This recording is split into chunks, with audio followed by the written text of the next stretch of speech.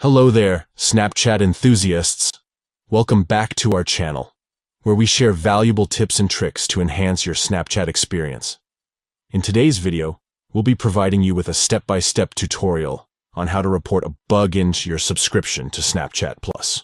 Reporting bugs helps ensure a smooth and seamless experience with Snapchat's premium features. So let's jump right into the steps. Step 1. Open the Snapchat app on your device.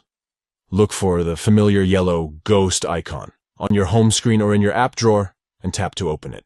Step 2. Once you're inside the Snapchat app, locate and tap on the account icon in the top right corner of the screen. This will take you to your account settings. Step 3. Within your account settings, you'll find the gear icon.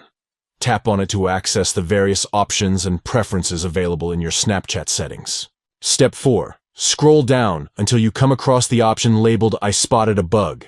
Tap on it to access the bug reporting feature.